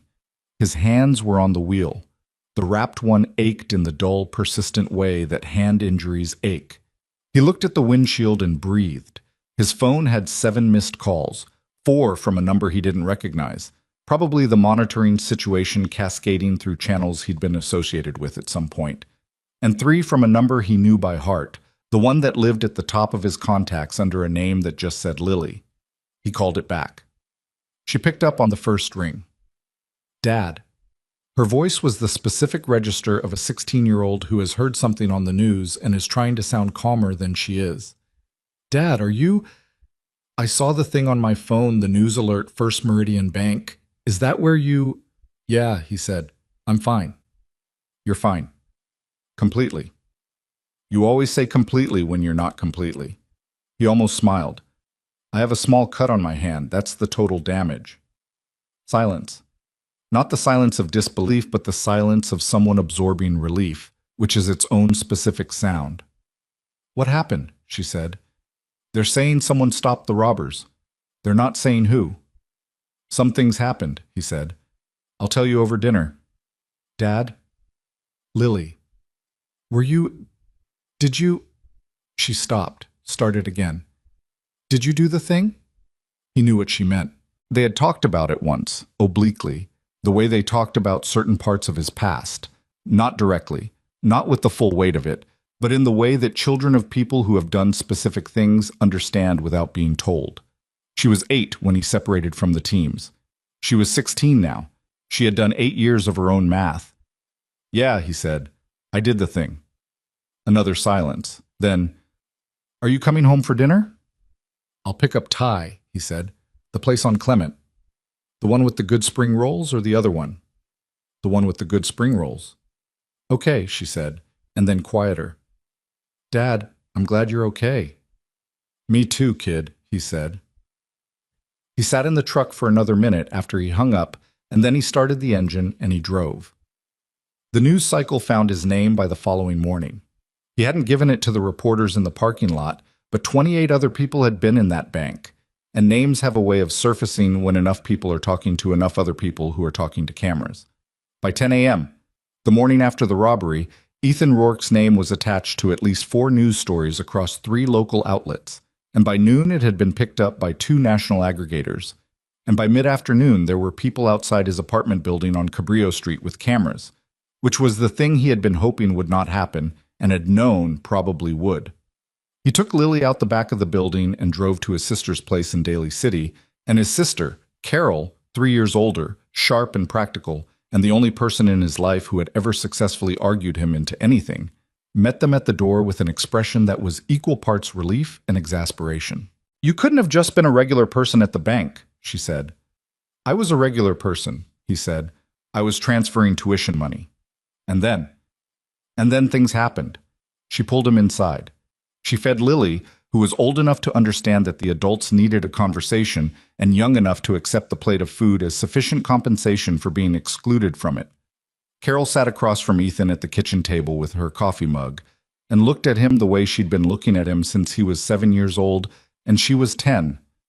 The way that says, I see exactly what you're not saying. How bad was it? She said. Nobody died, he said. All 30 hostages walked out. I didn't ask how it ended. I asked how bad it was. He thought about this. About the moment in the corridor when the shotgun had gone off and the pressure wave had hit him and his hands had moved before the sound had finished traveling.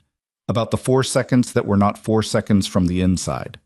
About 30 people on a marble floor and the calculations he'd run for an hour and whether any of those calculations had had a margin for error that he'd been honest enough to account for. It was manageable, he said. Carol looked at him for a long moment. Manageable, she repeated. Yes. Ethan. Carol. She shook her head. Not dismissal. The specific head movement of someone who loves a person and has accepted, not happily but finally, that some rooms in that person cannot be entered. They want to do a segment on you, she said. The news. I've had 3 calls on my cell since this morning. I don't know how they got my number. Don't talk to them. I know not to talk to them. I'm telling you they called. Thank you. What are you going to do? Wait for it to pass, he said. It always passes. It didn't pass as quickly as he wanted. The story had the particular traction of something that speaks to a specific hunger. The ordinary man who turned out to be extraordinary. The single father who turned out to have a past. The mystery of competence in the wrong context. People wanted to know who Ethan Rourke was, and he declined to tell them, which is of course the thing that makes people want to know more. He stayed at Carol's for 3 days. Lily missed 2 days of school, which he hated but couldn't fix.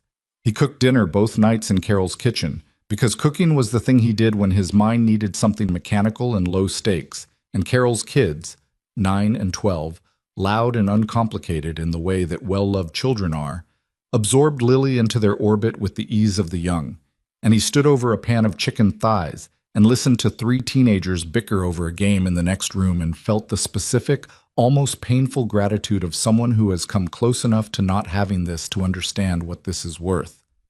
On the 4th day, he went back to his apartment. The cameras were gone. He went to the grocery store. He picked Lily up from school. He did the things that the days were made of. He was unloading groceries Thursday evening when his phone rang from an unknown number, and he almost didn't answer it, except that the prefix was a business exchange rather than a personal one, and something in him was still wired to pick up rather than screen. Mr. Rourke, a woman's voice, precise, not unfriendly, with the quality of someone who knows exactly what she wants to say and has prepared the words in advance. My name is Camille Hawthorne. I believe we've met. He set down a carton of milk. Ms. Hawthorne. I got your number through Detective Solis, she said. He was reluctant to give it to me. I was persuasive. I imagine you generally are, he said. A brief pause that might have been surprise or might have been assessment. I'd like to buy you a cup of coffee, she said. If you're willing. Not for the press, not for any public purpose. Just, I think I owe you something, and I haven't been able to identify exactly what it is, and I'd like to try. He thought about it for a moment. Through the wall he could hear Lily's music, whatever she was listening to these days, something with too much bass, and the ordinary domestic sound of it was both anchor and argument. There's a place on Judah, he said, farther down, near 46th, small. They don't get much foot traffic. When? Saturday morning, 9 o'clock. I'll be there, she said. And then, after a pause that was fractionally too long for pure professionalism, thank you, Mr. Rourke. For everything, not just for the coffee. He didn't have a clean response to that, so he didn't offer one. He said goodbye and hung up and stood in his kitchen for a moment, and then put the rest of the groceries away. The coffee place on Judah was everything he'd described. Small, slightly dim, the kind of place with mismatched chairs and a chalkboard menu that had been written and partially erased and rewritten enough times that the ghost text of previous offerings was permanently embedded in the surface. The owner knew Ethan by a nod rather than a name, which was the exact kind of recognition he preferred. He arrived 12 minutes early and sat in the corner with his back to the wall and a view of the door, which was habit rather than necessity, or maybe necessity that had become habit, which is how most things about him worked. Camille arrived 4 minutes before 9. She was different outside the bank, or rather, she was the same person freed from an extreme circumstance, which meant the circumstances of the bank had been in some ways more revealing than this was. She wore dark jeans and a jacket that was expensive but not displaying itself as expensive, the way some clothes announce themselves and others don't. And she carried no attorneys. She looked around the coffee shop once and found him immediately and crossed to the corner table without doing the thing that people sometimes do in unfamiliar spaces, which is pause and wait to be oriented. She sat down across from him. You look better, she said. Then what? Than the last time I saw you, when you were restraining an armed man on a concrete floor. Low bar, he said. She almost smiled. It was a different almost smile than the polished expressions he'd seen her manage in the bank lobby. Smaller, more honest, with a tiredness behind it that the professional surface had been covering. "How's the hand?" "Fine." "It didn't look fine." "It's healing. It was a small cut." "I saw a man take a shotgun blast 3 feet from his head and then disarm 2 people in a hallway. I'm going to reserve the right to think the hand was not small." He looked at her. She held it without flinching, which he'd expected.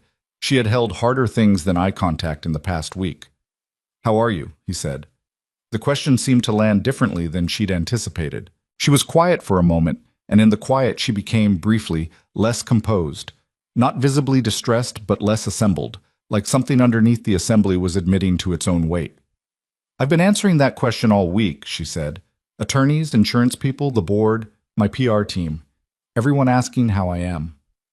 I'm asking differently than they are." "I know." She looked at her coffee cup. "I keep thinking about the moment he grabbed my arm. And I keep thinking, I was 2 seconds from something, and I knew I was 2 seconds from something, and I also knew that there was nothing I could do about it. And I have spent my entire adult life making sure I'm never in a room where there's nothing I can do." "That's an exhausting way to live," he said. "It's an effective one," she said. "Until it isn't." She looked up. "Until it isn't," she agreed, and said it with the specific weight of someone who has recently and undeniably experienced the until. The coffee arrived. The owner set it down without comment and left. Outside on Judah Street, a streetcar went by, the sound of it filling the room for a moment and then receding. "I want to ask you something," Camille said, "and I want you to understand that it's not the CEO asking. It's just me asking." "Go ahead." "When you went into that corridor with him," she said, "with the leader, you knew what was going to happen. You knew roughly how it was going to resolve, didn't you?" He thought about how to answer this. "I knew what I was building toward," he said. "I didn't know every step. There's a difference between a plan and an outcome. The outcome is what you're working toward. The plan is whatever the situation allows." "But you weren't afraid," she said. "I kept watching you, and I couldn't find the fear." "I was afraid," he said. She looked at him steadily. "Of what?" "That I'd get it wrong," he said. "That the timing would be off by a second, or the alarm wouldn't trip, or the corridor would be too narrow to control the engagement, and someone out in the lobby would pay for my mistake." He turned the coffee cup. "I wasn't afraid of what would happen to me. I was afraid of what would happen if I failed." She was quiet for a moment. "Why did you go?" she said. "When he came to you. When you told him about the vault, and he took you instead of me. Why did you do that?" He looked at her. "Because if I'd stayed quiet, you might have been the example he needed to make, and I couldn't sit there and watch that happen. You didn't know me." "Didn't matter," he said. She looked at him for a long moment. Something was happening in her expression that she wasn't controlling, which he suspected was unusual for her. "It mattered to me," she said. He didn't respond to that. He drank his coffee. She set her cup down and folded her hands on the table, and he recognized the shift from the personal register back toward the prepared, the thing she'd come with before the conversation had taken them somewhere else first. "I want to offer you a position," she said. "Head of security for Hawthorne Capital Ventures. Director level. The compensation is significant. I had HR prepare a package. I can send it to you." "No," he said. She paused. "You haven't heard the number." "It won't change the answer." "Ethan." She said his name with the directness of someone who doesn't use first names casually and has decided to. "You are... What you did in that bank was not an accident of circumstance. That's a specific and rare capability. What I'm offering you is a chance to use it in a way that... I know what you're offering," he said, "and I understand why you think it's the right thing to offer me. It probably is by most measures." He set his cup down. "I have a daughter. She's 16. She's going to be gone in 2 years. College, her own life, whatever she builds. And I have 2 years left of the version of us that exists right now, which is the version where she still needs me in the daily way, the practical way. The version where I'm there in the morning and at dinner, and she tells me things because I'm there to tell them to." He looked at his hands, the wrapped one.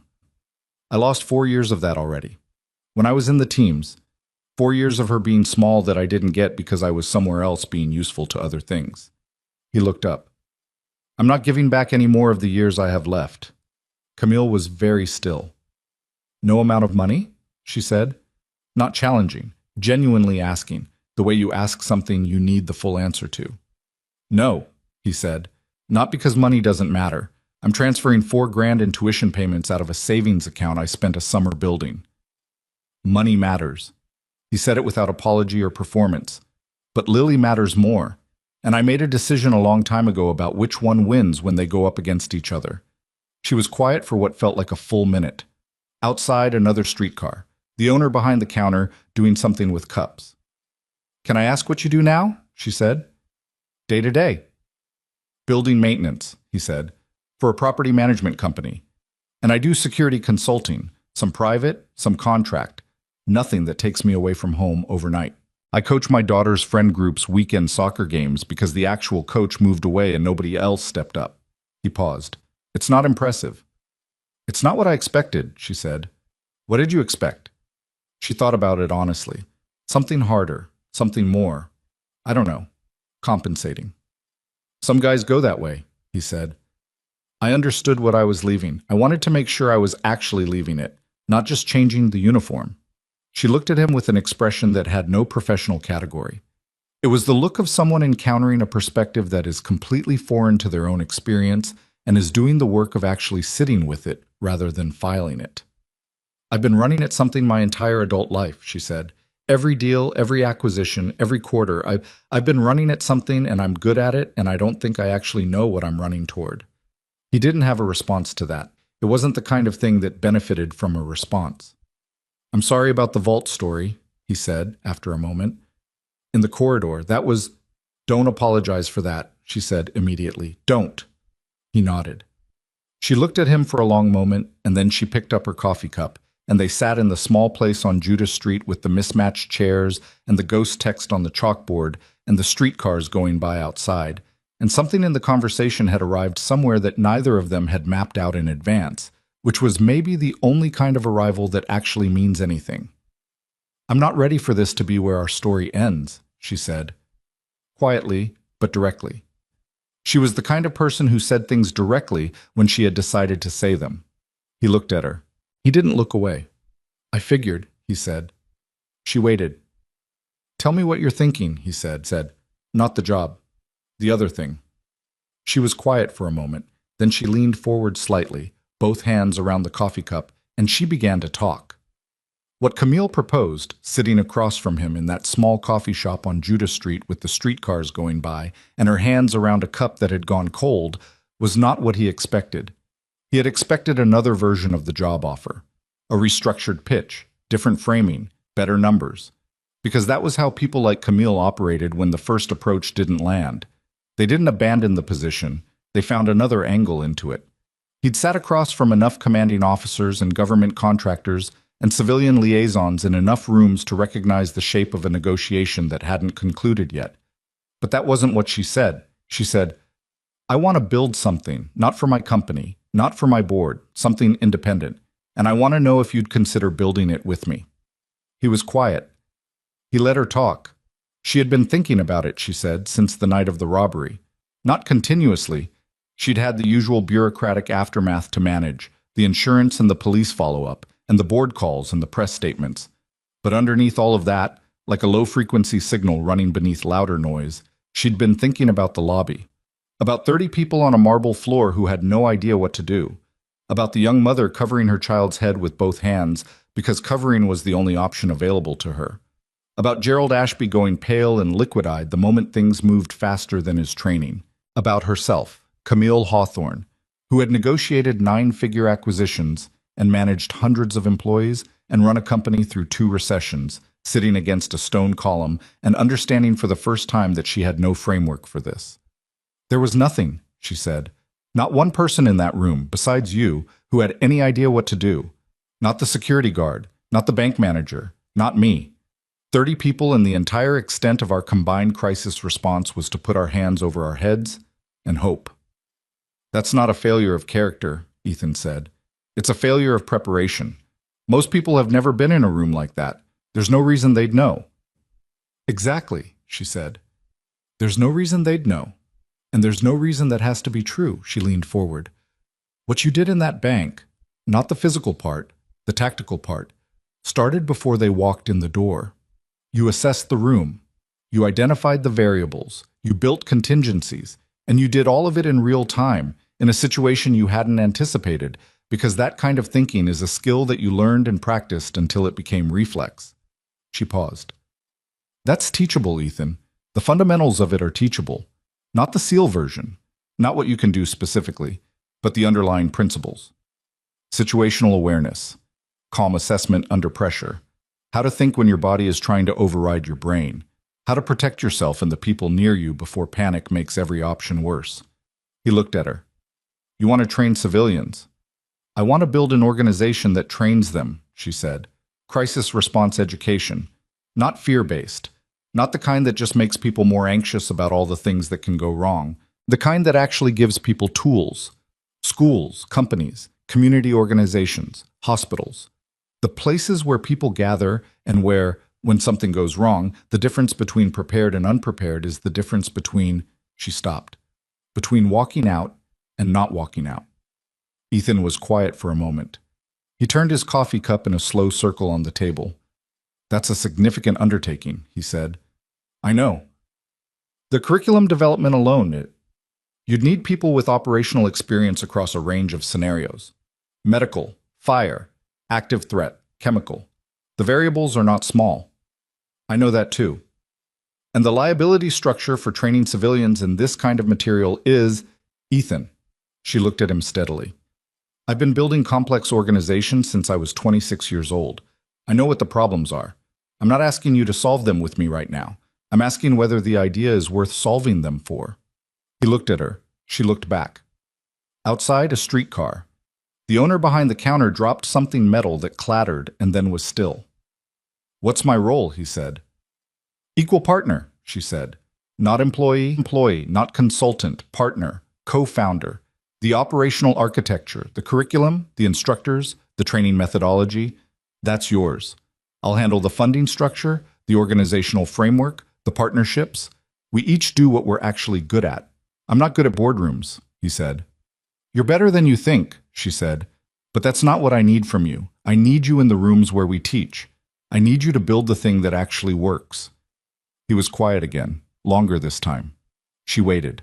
She had the quality of someone who has learned that certain silences shouldn't be filled, which he suspected had not come naturally to her, and had been acquired through the specific discipline of professional negotiation. But it was real now. The waiting was genuine, not tactical.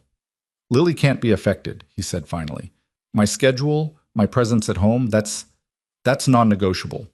If we're traveling, if we're building regional programs, I need to know that the baseline of her life stays intact. We can structure it that way, Camille said. I mean that genuinely, not as a concession. And I don't take a title that sounds like I'm in a suit, he said. She almost smiled. Director of Training Operations. That's borderline. I'll work on it. He looked at her for another moment. Then he looked down at his hands, the wrapped one, the unwrapped one. And he thought about 30 people on a marble floor, and the young mother, and Gerald Ashby, and all the rooms and all the buildings and all the cities that were full of people who had never thought about what they'd do until the moment when thinking about it was already too late. Okay, he said. She blinked. Just once, quick. Okay? Yeah, he said. Let's build it. What followed was not cinematic. It was, like most things that matter, mostly work. The first 3 months were the organizational groundwork, the legal entity, the nonprofit structure that Camille had decided on after 2 weeks of consultation with attorneys and tax advisors.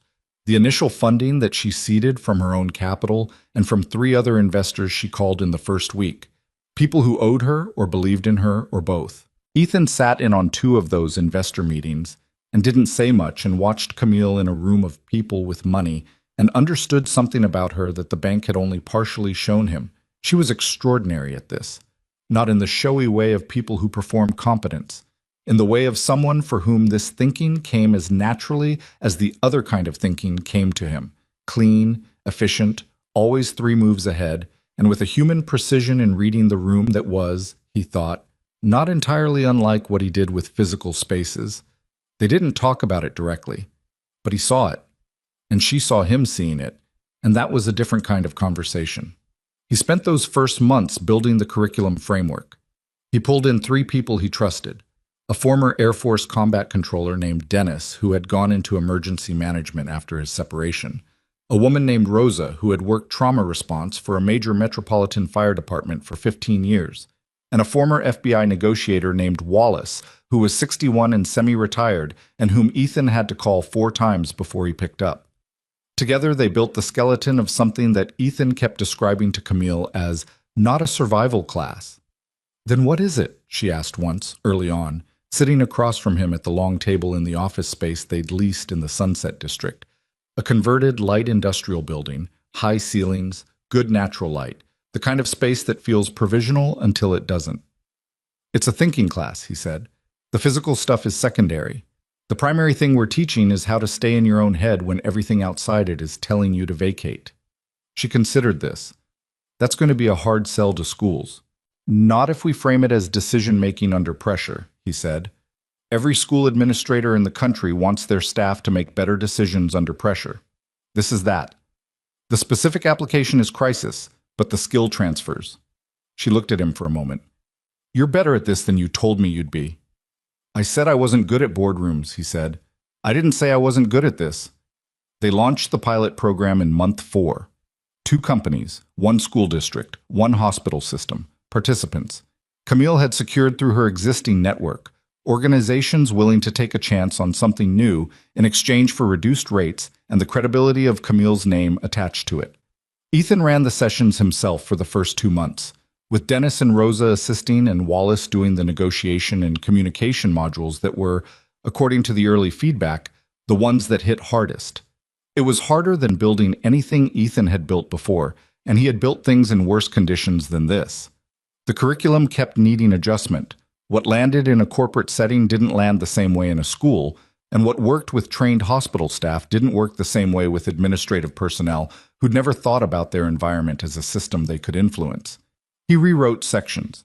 He sat in the back of sessions and watched Dennis teach, and took notes on what changed in the room, and went home and adjusted the material and tried again. There were bad sessions. A workshop at a financial services company where the participants were contemptuous in the specific way of people who have decided something is beneath them before it begins. And he'd had to rebuild the room's attention from scratch in the first 10 minutes or lose it entirely. A school session where a teacher broke down crying halfway through the active threat portion because she had a friend who'd been in a shooting 6 years earlier, and the material had surfaced something she hadn't known was still that close to the surface, and they'd had to pause and regroup, and Ethan had sat with her in the hallway for 20 minutes while the rest of the session waited, because that was what the moment required. He told Camille about the teacher that evening. They had developed the habit of a call most evenings, sometimes long, sometimes brief, always direct, that had started as operational debrief and had evolved into something less categorizable. "Was she okay?" Camille asked. "She stayed for the rest of the session," he said. "Came up after and said she was glad she did." "That's..." Camille paused. "That's the hard part of this work." "Yeah," he said. "It is." A brief silence on the line. He was sitting on his back steps with a beer he'd barely touched, the evening fog coming in off the ocean the way it came in every evening, which was one of the things he'd always liked about this part of the city. Through the window behind him, he could hear Lily on a video call with someone, her voice carrying the particular half-laughing cadence of a teenager in her natural environment. "Can I ask you something?" Camille said. "Sure." "When you were still in the teams," she said, was it ever too much? The work?" He thought about how to answer this. I took his time with it, because the question was a real one, and she was asking it in the way of someone who genuinely wanted the real answer rather than the manageable one. "There was one mission," he said. "I'm not going to give you specifics, but we went in for a rescue extraction, and the timing was off by it wasn't much. Minutes. And we got the people out, but we got them out after something had already happened to them that we were supposed to prevent." He was quiet for a second. "I didn't sleep right for about 8 months after that. Not badly, I functioned fine, but there was this thing behind my eyes when I tried to sleep that just wouldn't resolve." "What resolved it?" "Lily," he said simply. "She was 2. She used to wake up at 5:30, and I'd go get her, and we'd sit on the couch, and she'd fall back asleep on my chest, and I'd just sit there. And after a while, the thing behind my eyes started to get smaller. Not gone, smaller. He paused. She's never known she did that for me. I've never told her. Silence on the line. The good kind. You should tell her, Camille said. Maybe, he said, when she's older. She's 16, Ethan. That's old enough. He considered this. Maybe, he said again. Lily met Camille for the first time in month 6, on a Saturday in November when Camille had come to the office to go over the second quarter projections, and Ethan had brought Lily along because Carol was out of town and the teenager had nowhere else to be and had expressed, with the specific teenage combination of forced indifference and obvious interest, that she didn't mind seeing the place her father kept talking about. Ethan had been expecting awkwardness, not disaster, just the standard friction of two people from very different contexts meeting through a third person who mattered to both of them.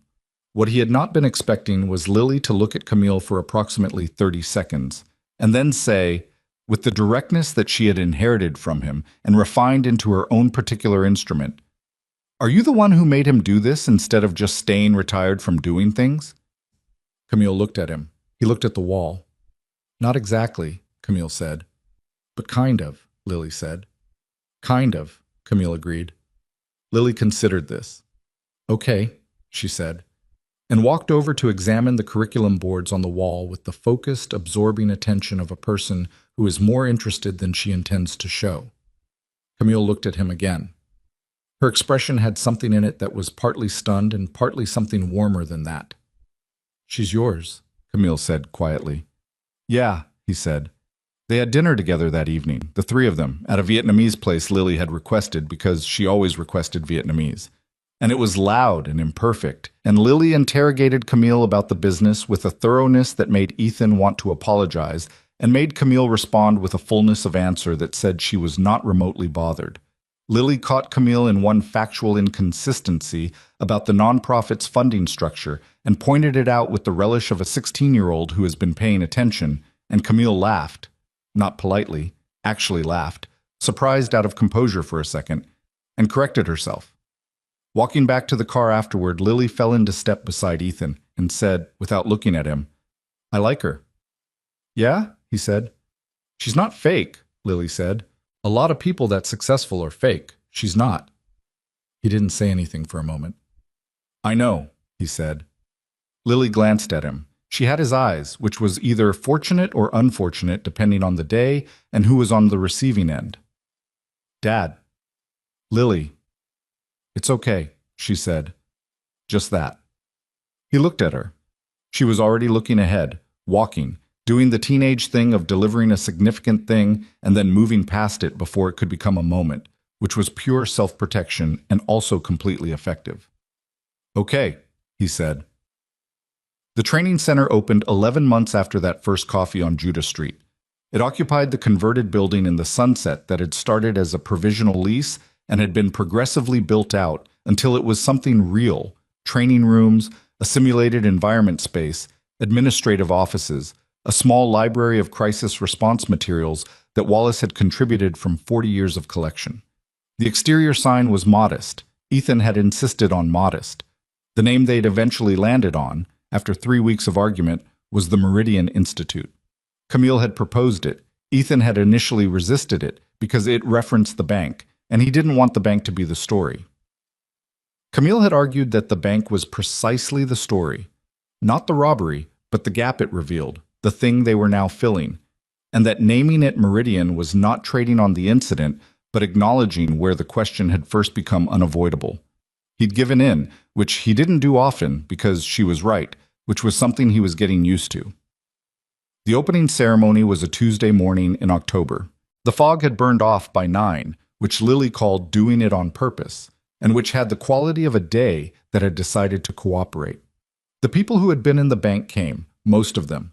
Gerald Ashby, who had lost 20 pounds and looked better for it, the elderly woman whose name was Margaret Osei, and who had brought flowers, the young mother named Diane, whose 4-year-old was now 5, and had no memory of the morning that had changed her mother's understanding of everything. The teenage boy who had shaken like a wire in wind, the red-faced businessman in the conference suit, the young man with the earbuds. They came because Ethan had personally written each of them a letter. Not an email, a letter, handwritten, which had taken him 3 evenings. And because the letter had not asked them to celebrate, but had simply said, "You were part of what this is built from, and I wanted you to see what it became." Detective Solis came. He stood in the back with his arms crossed and watched the proceedings with the expression of a man who had been around enough things starting to know what the ones that last look like. Priya and Marcus came together, and Priya hugged Ethan in the entrance with a conviction that startled him, and then didn't. Carol came with her kids. The 9 and 12-year-olds were impressed primarily by the simulated environment room, which had been built to allow training in controlled low-light and high-stress conditions, and which they evaluated with the authority of children who have played many video games. Lily stood near the front and watched all of it with the particular expression of a teenager who is moved but will not perform being moved, which Ethan recognized because he had the same limitation. There were no speeches. Ethan had refused speeches. What there was instead was a demonstration. Dennis running a 15-minute session with a group of volunteer participants, the entry-level version of what the Meridian Institute now offered to anyone who walked through the door, the foundational thing. How to read a room, how to identify exits without looking like you're identifying exits, how to breathe correctly under pressure, which sounds simple and is not. How to make 3 decisions in the time your body is trying to make 0. Camille stood beside Ethan and watched the demonstration. Her arms were crossed, and her expression was the one she wore when she was absorbing something rather than performing an appropriate response to it. "Is it what you imagined?" he said. "No," she said. He looked at her. "It's better," she said. "I imagined something more polished. This is more real." He looked back at the demonstration. Dennis was asking the volunteer participants to stand up and tell the room one thing they'd noticed about their environment since walking in: exits, structural features, anything. And the answers were tentative and partial and genuine, people discovering what they'd absorbed without knowing they were absorbing it, which was exactly the point. "That teacher," Ethan said, "the one from the school session, the one who broke down. What about her?" "She sent a letter," he said. 2 weeks ago. Said she'd run an informal version of the awareness module with her class. Not the crisis content, just the observation piece, the room reading exercise. Said her students were more present afterward, more engaged. She said she thought it was because they'd been given permission to pay attention. Camille was quiet for a moment. "Permission to pay attention," she said. "That's what she said. That's—" She stopped. "That might be the clearest description of what we're doing that I've heard." He nodded. "I'm going to put it in the curriculum intro," he said. "Credit to her." She looked at him. "You know, when I sat down across from you in that bank and watched you move a chair 3 inches and couldn't figure out why, I thought you were— I don't know what I thought. Something very specific and very separate from the rest of us. And now?" She considered it. "Now I think you're specific," she said, "but not separate. I think the thing you do, the attention, the assessment, the staying present when everything else is trying to pull you out of your own head, I think that's something that lives in everybody. Dormant, maybe. Undeveloped, but there." He looked at her. "That's the whole argument for what we're doing," he said. "I know," she said. "I'm a slow learner." "You're the opposite of a slow learner." "About some things," she said. Something passed between them in the quiet after that. Not a declaration, not a resolution, not the kind of articulated thing that gets turned into a moment. Just the acknowledgement that something had been building in the same way that things built in that lobby had been building, incrementally, practically, without announcement, and that it had arrived somewhere real. Neither of them said it out loud. Neither of them needed to. The last people to leave the opening were Margaret Osei, who shook Ethan's hand with both of hers and told him he was a good man, which he neither confirmed nor denied, and Lily, who had stayed to help fold chairs with a volunteer energy that was entirely unlike her usual negotiated participation in domestic tasks. When the building was empty and the lights were down to the working minimum, Ethan walked through it once. The training rooms, the simulation space, the library, the entrance, the way he'd walked through the bank lobby on that morning 11 months ago, assessing, exits, structural features, what was load-bearing and what wasn't, old habit, the kind that becomes reflex, the kind that had, on a Tuesday morning in a downtown bank, been the difference between 30 people walking out and not walking out. He thought, standing in the entrance of the building with the October air coming in from the street and the city doing its ordinary evening things outside, about what it costs to be the person who pays attention when everyone else has stopped. The real cost of it, not the physical danger, which was specific and containable, but the other thing. The way it sets you apart in rooms, the way it makes you the person who sees the exits while everyone else is reading the menu. The loneliness of a particular kind of readiness that most people never need to develop because most people never find themselves in the rooms where it matters. He had carried that loneliness for a long time, had carried it so thoroughly that it had started to feel like identity rather than circumstance. And then a bank lobby. And then 30 people on a marble floor. And then a woman across a coffee cup asking him to build something, not because she needed his capability, but because she believed in the idea underneath it. Nobody gets to choose the rooms that change them. You walk through a door you've walked through 100 times, and on the 101st time, everything in the room is different. The doors don't announce themselves. They just open, or they close, and you're either on the right side or you're not. Ethan Rourke had spent most of his adult life making sure he was on the right side of whatever door was in front of him. He was good at it. It had cost him things. It had given him things. The accounting was complex and ongoing and probably wouldn't final balance until it was over. But standing in the entrance of the Meridian Institute on a Tuesday evening in October, with his daughter's voice coming from somewhere in the back where she was still, apparently, organizing things that didn't need organizing, and Camille's car still parked outside because she had stayed later than she'd planned, because she always stayed later than she'd planned, he thought that the accounting, right now, in this specific moment, was closer to even than it had been in a long time. He thought about Lily at 2 years old, asleep on his chest in the pre-dawn dark, the weight of her unimaginably complete. He thought about the thing behind his eyes that she had slowly reduced without knowing she was doing it. He should tell her. Camille was right about that. She was old enough. He would tell her tonight, he decided. Over dinner, probably, or after, sometime in the ordinary geography of an evening at home. Not as a speech, but as a fact that had been kept private long enough and could now be released into the ordinary air. Some things don't need to be carried alone just because you started carrying them alone. That was something he was still learning after everything. After all the training and all the years and all the rooms. Still finding the edge of what he knew and stepping past it. Which was, he supposed, the entire point. The city hummed outside. The fog was coming in again off the ocean, the way it always came in, indifferent and reliable, softening the edges of everything it touched.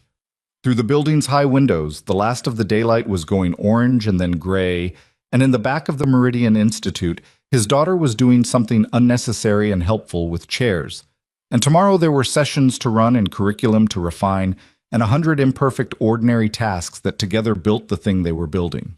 He stood in the entrance and let the evening come in, and then he turned the lights off and